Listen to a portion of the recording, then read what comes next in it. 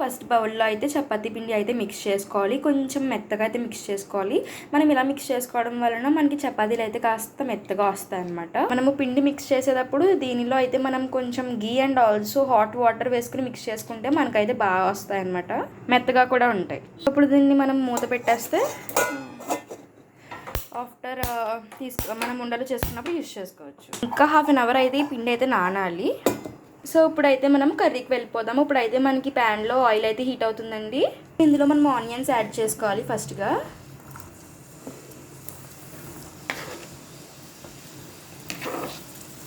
సరిపడినన్ని ఆనియన్స్ అయితే యాడ్ చేసుకోవాలి. సో ఆనియన్ అయితే వేసేసుకున్నాము.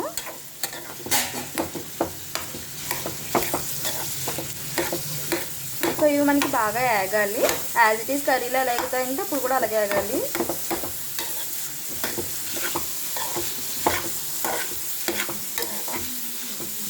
సో మనకి ఆనియన్స్ అయితే బాగా వేగుతున్నాయి. ఇవైతే మనకి మంచి లైట్ బ్రౌన్ కలర్లోకి అయితే వచ్చాయి. సో ఇప్పుడు ఇందులో పెద్ద శనగలు ఉడకబెట్టుకునేవి మనం వేసుకోవాలి. సో మనం ఇలా మిక్స్ చేసుకోవాలన్నమాట. శనగలు ఆనియన్స్లో మిక్స్ అయ్యేలాగా.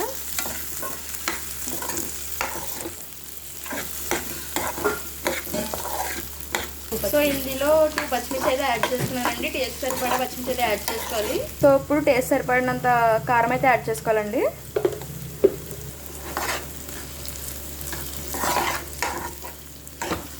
సో కొంచెం ఉప్పు,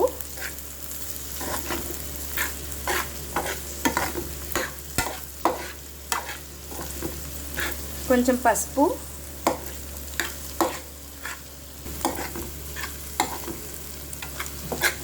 సో ఇప్పుడు మనం నీట్గా మిక్స్ చేసుకోవాలి.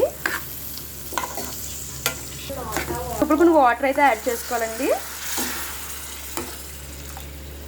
ఇప్పుడు మనం గ్యాస్ అయితే హై ఫ్లేమ్లో అయితే పెట్టుకోవాలండి. దీంట్లో అయితే మనం చాట్ మసాలా అయితే యాడ్ చేసుకుంటామండి. సరిపడినంత టేస్ట్ సరిపడ చాట్ మసాలా. సో దీంట్లో అయితే చాట్ మసాలా అయితే యాడ్ చేసుకున్నామండి. సో మిక్స్ చేసుకోవాలి. ఇప్పుడు కొంతసేపు అయితే దీని మీద ప్లేట్ అయితే పెట్టుకోవాలండి. ఇప్పుడు మనకి హై ఫ్లేమ్లో అయితే ఇది ఉడుకుతుంది కాబట్టి కొంచెం సేపు మనం ప్లేట్ పెట్టుకోవాలండి. సో ఇప్పుడైతే సిమ్లో పెట్టి మనం మూత తీసుకుందామండి. ఒకసారి అసలు ఎలా ఉంది చూద్దాం. సో ఒకసారి కలుపుకోవచ్చు.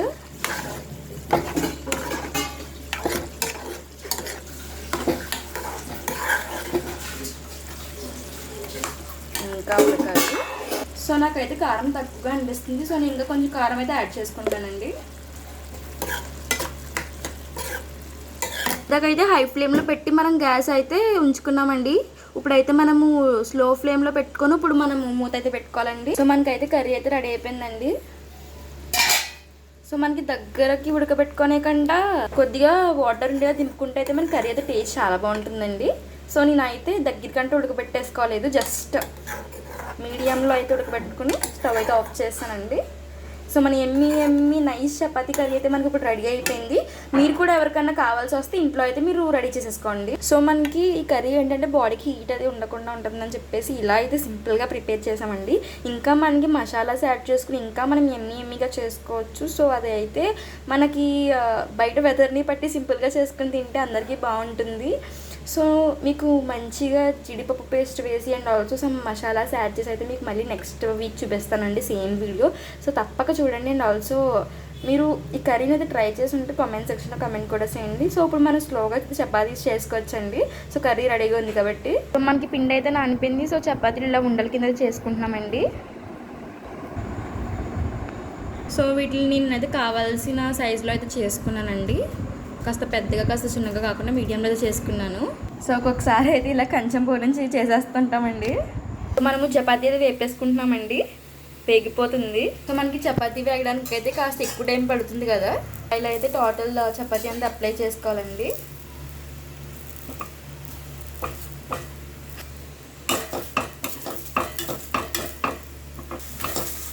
సో వెనకాల కూడా బాగా వేగిపోయింది.